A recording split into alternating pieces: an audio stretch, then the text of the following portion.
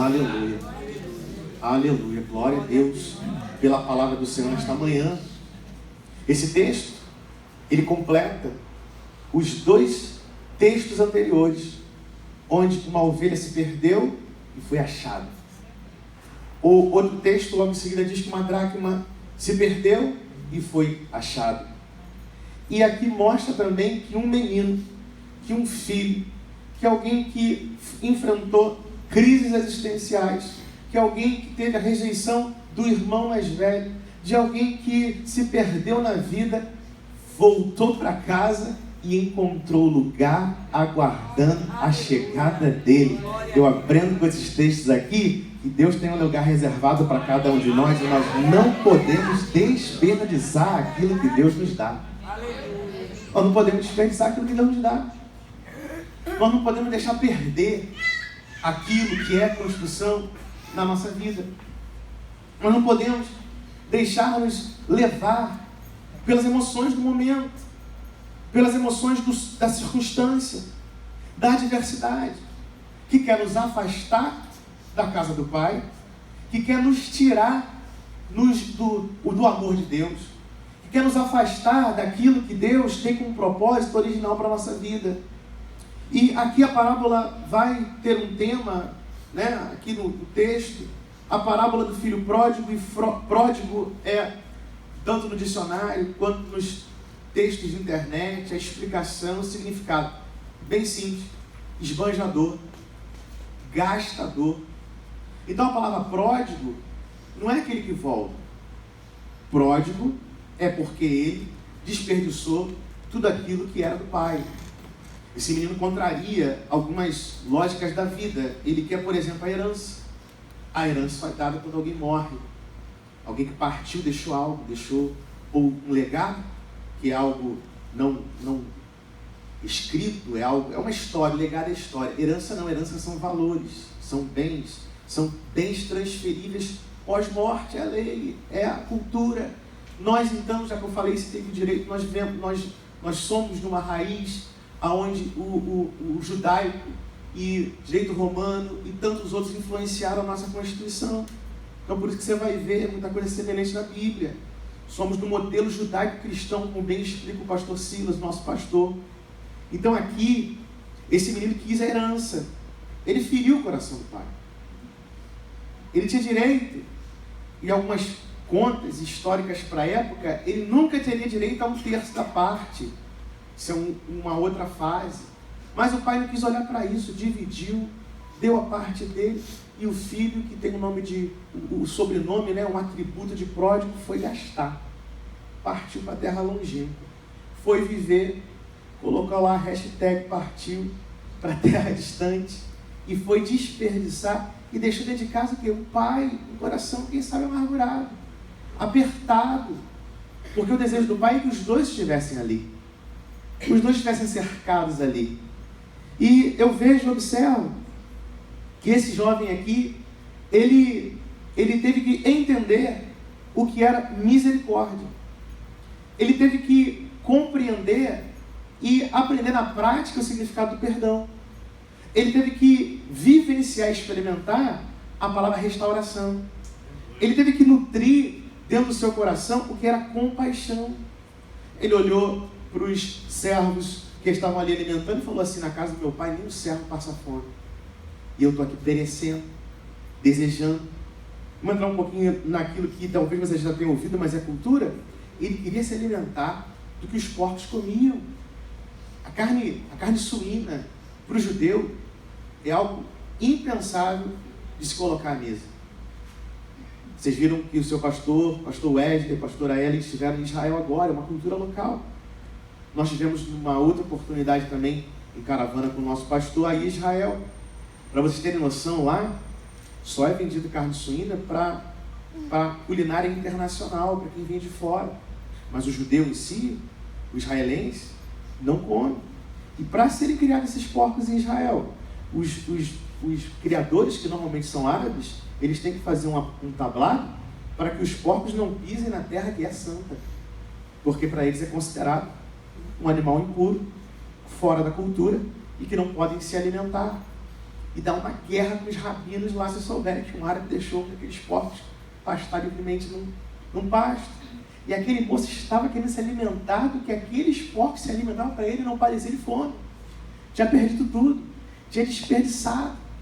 E lá na casa dele tinha alguém que todo dia se assentava à mesa, botava comida, se alimentava e com certeza olhava e via o lugar vazio. Eu vim aqui nessa manhã, resgatar algo no seu coração. Deus se importa com você. Tem alguém que se importa com você. O teu lugar está reservado à mesa do Pai. Existe uma mesa espiritual que quando você se afasta desse amor, o amor dele ainda te constrange e diz: filho, volta para casa. Filho, vem para minha presença. Filho, me busca. Filho, eu quero estar contigo. E esse moço aqui precisou entender. João 3,16 nos diz que Deus amou o mundo de tal maneira, texto áureo da Bíblia, que deu o seu Filho unigênito para que todo aquele que nele crê não pereça, mas tenha vida eterna. Romanos 5,8 diz que Deus demonstra o seu amor por nós, onde Cristo morreu em nosso favor quando éramos ainda pecadores. Aquele moço estava lá, pecador, na prática do pecado, e se sentir indigno do amor de Deus. Se sentir indigno. Mas a parábola do filho pródigo, que é rica em detalhes, ela nos mostra esses três personagens: o pai, o filho mais novo e o filho mais velho.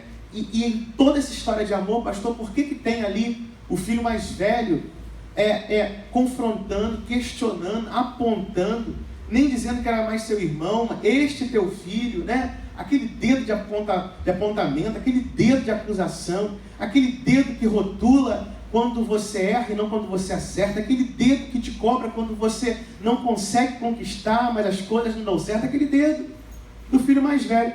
Talvez seja, aí é crivo meu, talvez seja para a gente entender que nem sempre a nossa caminhada será de flores, e nem sempre a nossa caminhada, não haverão dificuldades na caminhada cristã, mas o mais importante, o caminho de ida do filho foi o mesmo caminho de volta. Se ele foi pensando que não retornaria, graças a Deus, que ele não encontrou barreira no coração do pai. Podia quem fosse se levantar, o pai estava lhe dizendo: ele não é este meu filho, ele é nosso irmão, ele é nosso filho, e nós vamos se alegrar. Ele vai chegar, nós não vamos olhar para o erro, vamos se alegrar para a vitória, para a ação de Deus, para o favor de Deus, para o milagre. Quando a bênção do Senhor te alcança, todo o tempo de luta é colocado no passado, cai no esquecimento.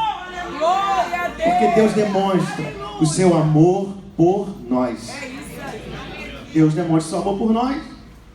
Essa parábola, para nós hoje, após 2000 anos após Cristo, nos fala nesta noite com uma mensagem de resgate.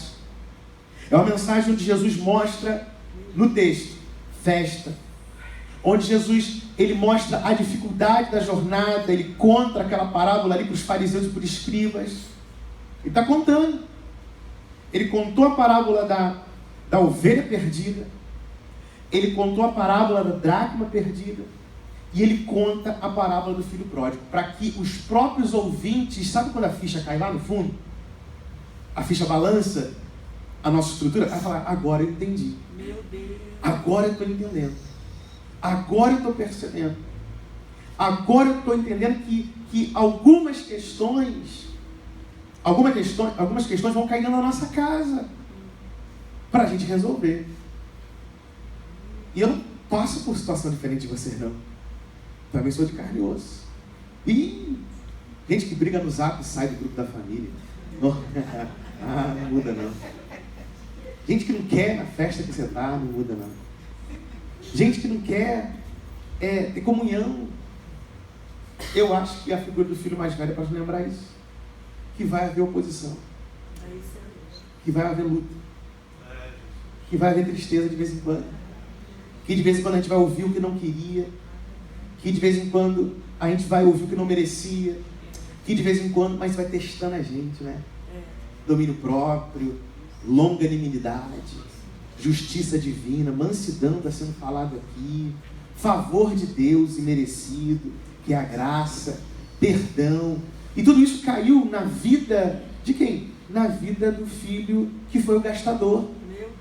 Aí, irmãos, eu tenho aprendido uma coisa muito boa: a celebrar as conquistas, a amar as pessoas, a celebrar quando a ovelha volta, que é alguém que a gente tem que exercer compaixão, porque não é do nosso sangue, mas pode ser da nossa vida. A celebrar quando a dracma é perdida, quer dizer, quando os bens, quando a gente conquista, celebrar, fazer festa, atirar o laço vermelho do carro zero quando sai na concessionária. Mas dentro de casa, se as coisas não estão bem, a gente precisa resgatar, porque a celebração dentro de casa tem que ser maior ainda. Oh, glória a Deus, dentro de casa tem que ser melhor, tem que ser maior. Tira aquele talher bonito do teu enxoval e coloca na mesa de um dia de semana, não coloca só domingo não. Tira aquele enxoval, irmã, e forra aquela cama bonita do dia a dia, de segunda a sexta-feira, não deixa pro sábado não. No domingo põe a tua melhor roupa. Tá chovendo? Eu vou com a melhor roupa para a igreja. Eu vou celebrar o meu Deus porque eu tenho igreja, eu tenho pastor, eu tenho família, eu tenho um lar para voltar.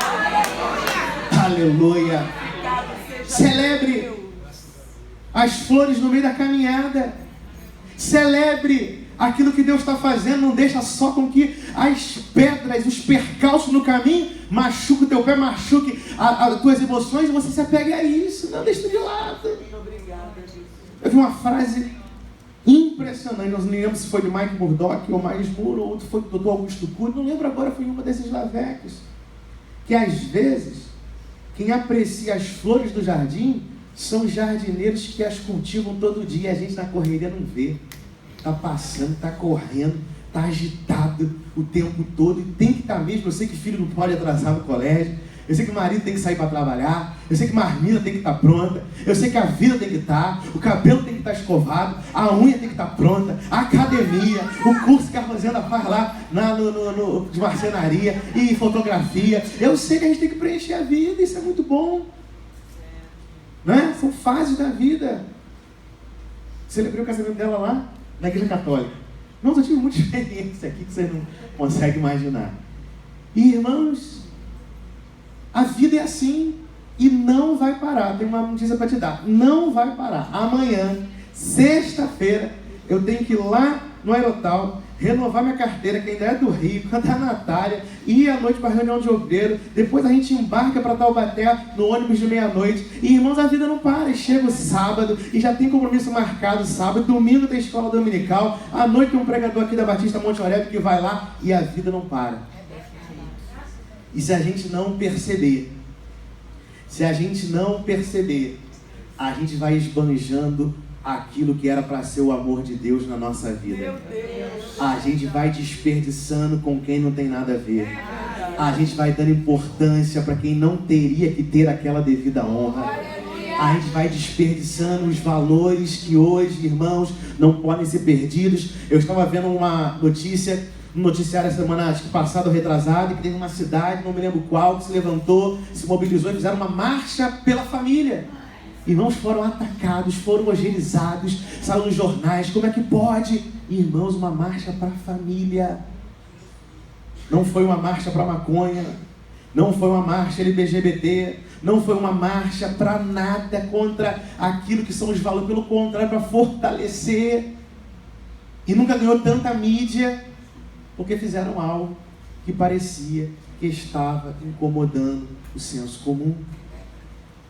Celebre as conquistas, viva numa boa casa, mas reúna a família nessa sua casa para se alimentar, até aquele cunhado chato, até aquela sogra abençoada, até aquela tua prima encrenqueira, até aquele teu primo encrenqueiro. A Bíblia diz em Salmos, capítulo número 23, que Ele coloca uma mesa diante dos nossos adversários. Irmãos, até o adversário vai ter uma mesa posta. O que dirá alguém lá na tua casa? O que dirá alguém que foi só uma rusga? Deixa de lado, chama, põe aquele Chester e fala: aqui tu vai sair falando mal, mas vai sair falando mal porque comeu muito na minha casa.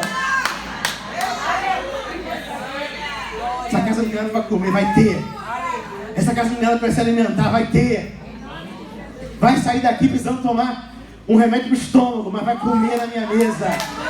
Aquele frango de domingo, aquele Chester abençoado do Natal. Aleluia. Tenha prazer em fazer o bem. tenha prazer em semear. A Bíblia fala que aquele que ajuda o pobre no dia da adversidade, o Senhor o socorrerá. Ou aquele que passa por um caminho semeando em lágrimas, retornará, colhendo seus molhos de alegria. No final do teu esforço, para essa luta, para esse sacrifício, tem uma boa recompensa de Deus, tem uma boa paga do nosso Senhor. Aleluia. Provérbio 17 diz: ama o amigo em todo tempo, porque na hora da adversidade você acha um irmão. Aleluia. Ninguém tem maior amor do que este, de dar a sua própria vida pelos seus amigos. Jesus, João 15:13, nosso referencial desta manhã, o referencial da nossa vida. A atitude do filho mais novo: quis sair, quis se afastar, quis ir. Ele se sentia preso por uma prisão que não existia. Você já viu isso? Ele se sentia, quem sabe, enclausurado em casa. Ah, a nossa juventude, né? Agora eu vou trabalhar.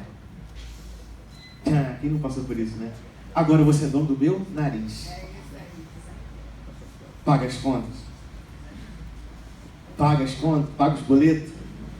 O nariz é do teu pai e da tua mãe ainda, então. Né? Então, a vida. Quantos de nós? A gente queria abraçar o mundo, né? No tempo antigo aí, passado. A gente queria abraçar o mundo de uma vez só. A gente queria tudo, a gente queria colocar o carro nas frente dos bois. E às vezes a vida nos apresenta um teste. Quer ver aqui? Vou falar sobre persistência, constância e caminhada. A gente recebeu aqui uma vez o pastor que qualquer ministério ou igreja no mundo queria receber. Nós recebemos aqui o pastor Gesiel Gomes. O pastor Gesiel Gomes pregou aqui nessa filial. O pastor Cláudio Duarte já pregou aqui nessa filial. Deus deu-nos muita graça, muita gente boa prega e vai pregar aqui. Esse privilegiado de estar aqui, sabendo que um grande amigo e colega de ministério, o pastor Wesley, tem feito uma grande obra aqui. Deus vai fazer muito mais. Eu aprendi que Deus nos usa e Deus usa outros também, irmãos, em áreas que a gente nem imaginava. E voltando desse testemunho aqui, eu estava no dia que o pastor Gesiel falou para o Vinícius: você vai ser um pastor. E falou com um menino aqui também, parente deles, Israel: você vai ser um pastor. A palavra de Deus não volta vazia. A palavra de Deus se cumpre. E quantas promessas, né, bispo? Quantas promessas foram entregues aqui nesse lugar. E se você já recebeu a olhos nus, ou se você tomou posse de uma palavra profética, aguarda, porque vai acontecer. Quando Moisés chegou aqui para falar comigo: Moisés, pastor, eu quero congregar aqui. Eu falei: Moisés, por que você quer congregar aqui? A pergunta que eu fiz para ele. Nem conhecia, mas por quê? Porque quem tem chamado, irmãos, é testado na mesma proporção. Além que você já pregou ali, já pregou aqui, por que aqui? O que você viu aqui? Está disposto a ficar aqui? Eu não preciso ficar jogando confete, vocês estão vendo o crescimento dele. Tem certeza que tem um futuro reservado por Deus para o nosso ministério e para a sua vida. Fica firme, porque as promessas do Pai se cumprem na nossa vida. Aleluia, aleluia. Deus está no controle. Você crê que Deus está no comando da sua casa, da sua família, da sua história? Porque os planos de Deus eram mais importantes para o filho. Eu aprendi que uma murmuração descabida não glorifica a Deus. Melhor, que a murmuração é um ato descabido contra Deus. A murmuração é um som reconhecido, sabe onde? Só no inferno. No céu não entra murmuração. Murmuração é um louvor a Satanás. Murmuração é dizer para Deus que o que Ele nos dá é insuficiente. E aquele moço foi deixando isso tomar conta do seu coração. Eu não sei se ele foi discordando aos poucos, eu não sei se ele foi se revoltando, eu não sei o que. Mas ele preferiu sair do que ficar. Aquele moço não tinha quem lhe aconselhasse, por exemplo. É outra coisa que eu identifico: peça conselhos, peça ajuda. não é? E normalmente há pessoas que podem transmitir algo. Aí também, falando aqui dentro do meu texto de algo que não é meu, eu ouvi uma frase também algumas atrás, que às vezes o que nós pensamos que precisamos não é o que a gente precisa. E aí quem eu ouvi falava o seguinte: você não precisa de dinheiro, você não precisa de uma porta aberta, você não precisa de uma profecia nova. O que você precisa é parar de andar com as pessoas erradas. Se aquele moço ali tivesse alguém certo para dizer: filho, para, filho, fica, filho, por que você quer, por que você está fazendo isso, me explica. E se tivesse explicação, ele tivesse retrocedido, ele não tinha passado o que passou do lado de fora da casa do pai. Verdade. Quando Samuel encontrou Davi, a unção encontrou alguém segundo o coração de Deus. Quando Natan encontrou Davi entendeu que pessoas certas falam a verdade e nos trazem de volta para Deus. Quando Davi encontrou Samuel, ele foi ungido. Quando Davi encontrou Natan, ele foi corrigido. Então Deus tem unção, mas ele também tem correção. Deus tem amor, mas ele também tem juízo.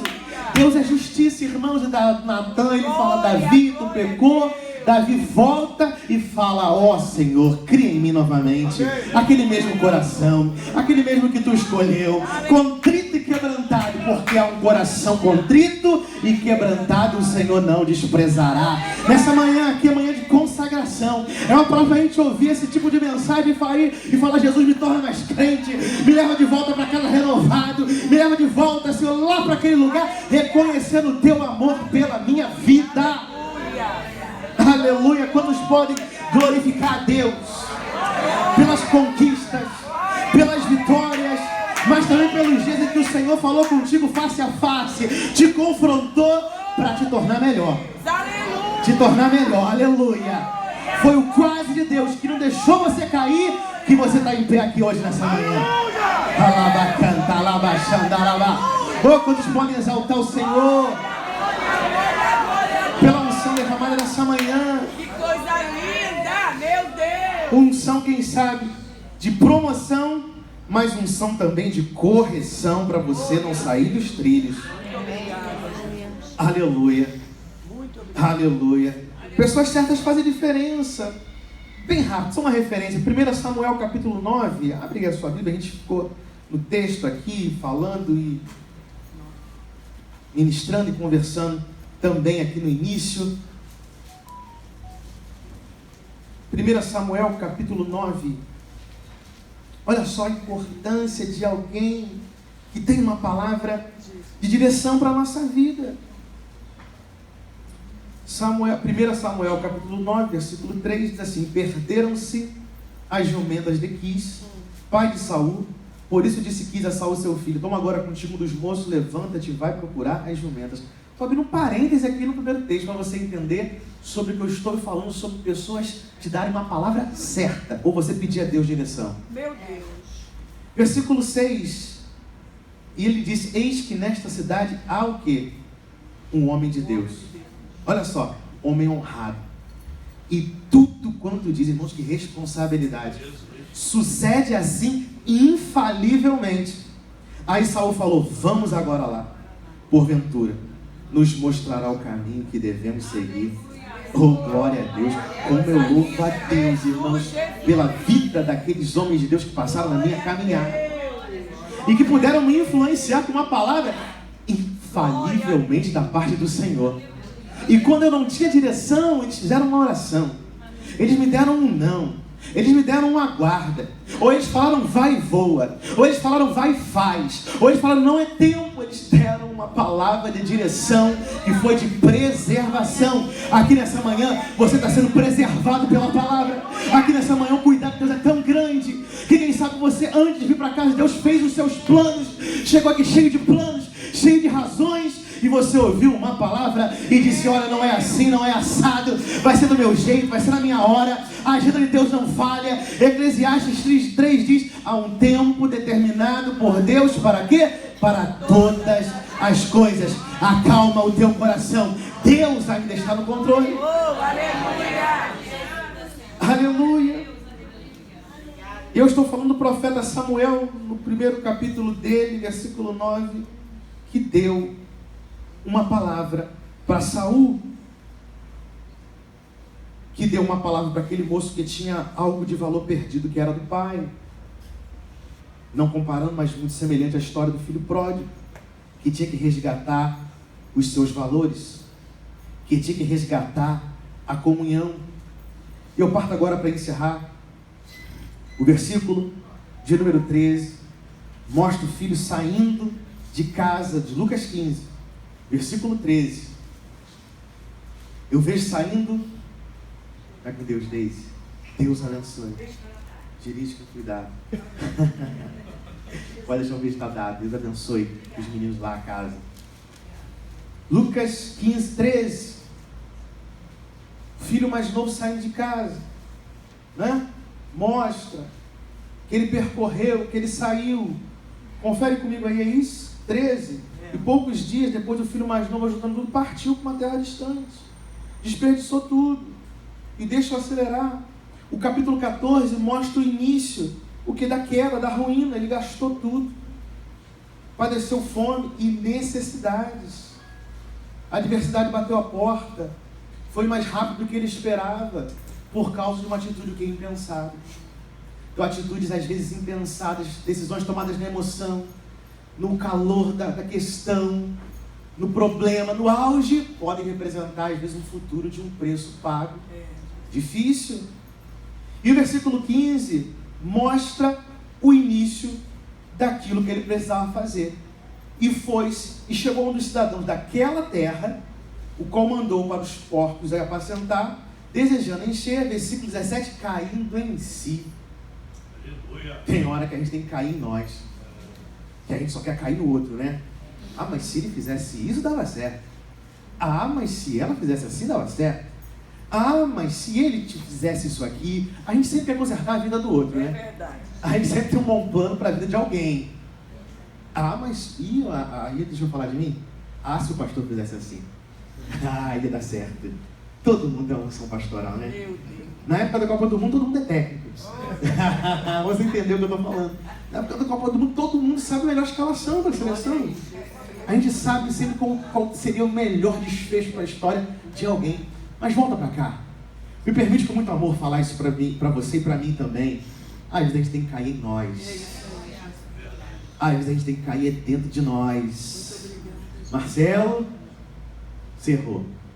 Marcelo, se não fosse essa decisão, a gente tem que cair em nós. Por que te abates, ó minha alma? Por que te perturbas dentro de mim? Volta-te para o Senhor. Volta-te para Deus nessa manhã. Se apegue a Ele mais um pouco. Aleluia. Se apega no Senhor, porque Ele segue na caminhada até o final com cada um de nós. Receba essa palavra também nessa manhã. Glória a Deus. Aleluia. E ele caiu em si. E versículos 18 e 19 ele reconhece o erro. E Salmos, capítulo 37, eu aplico nessa manhã. A Bíblia diz assim: porque ele reconheceu, ele caiu em si. E Salmos 37, o que diz para algo semelhante a isto nesta manhã? Que o Senhor cuida da vida dos íntegros e que a herança deles, olha só, falando de herança, Salmo 37, permanecerá para sempre. Mas não termina aí. Diz assim: nos tempos da adversidade não ficarão decepcionados, e em dias de fome desfrutarão fartura. Parece até que foi escrito no filho pródigo, lá no Salmo 37, dizendo: olha, moça, a tua herança está no Senhor, o teu sustento está no Senhor, o teu galardão está no Senhor. E se você permanecer, você não será frustrado e desfrutará de fartura. Olha você aí, olha onde você tem chegado. Já está mais perto de terminar o ano do que começou. E Deus está te guardando. Não vai faltar até o final de 2023. Não vai falhar até o final desse ano. Aleluia. Deus está no controle da nossa casa. Deus está no controle da nossa família. Quem vem buscar pela sua família aqui nessa manhã? Deus está no controle. Aleluia. Para encerrar, para encerrar. Versículo de número 22, e aqui eu prometo que eu encerro. Mas o pai disse aos seus servos: traz depressa a melhor roupa, veste ele de novo, coloca o anel na mão, calça as sandálias nos pés e traz o bezerro cevado. Traz. Alguém conhece esse linguajar aqui? Sabe o que é o animal cevado? É aquele animal que o agricultor, o lavrador, o dono de sítio, o dono de fazenda vai engordando o ano todo, porque no Natal tem que ter fartura à mesa, porque no Réveillon tem que ter fartura à mesa. Então é o mais forte, é o mais robusto. Irmãos, aquela picanha, não é? Destilando sangue na gordura, irmão, tá glorificando a Deus lá. Oh, glória a Jesus, irmãos. Traz o melhor.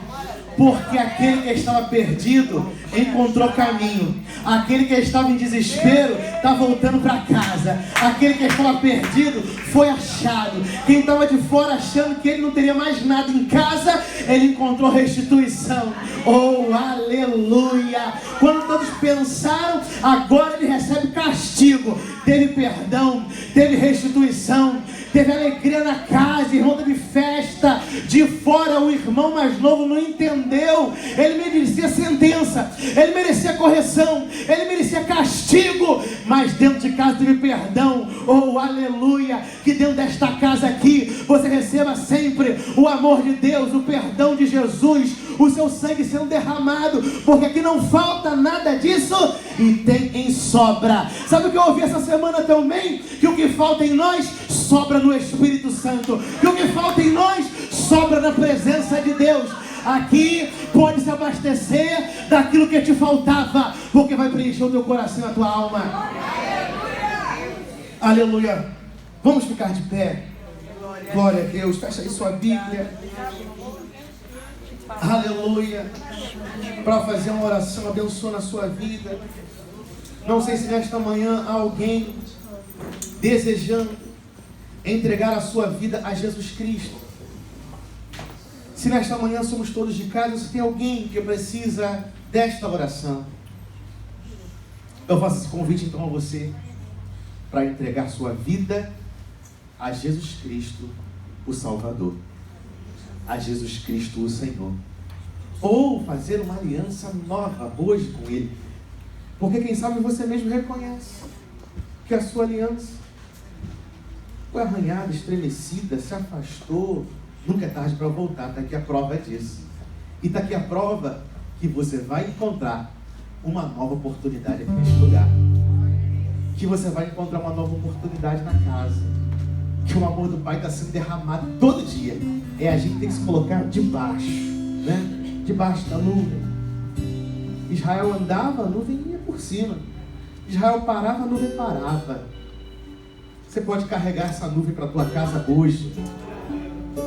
Pode levá-la hoje. Eu vou abençoar toda a igreja com uma oração ainda, mas é específico para você. Alguém que deseja entregar a sua vida a Jesus Cristo nessa noite, fazendo uma aliança com Ele, e para confirmar, nós queremos orar por você. Alguém que deseja receber esta oração nesta manhã?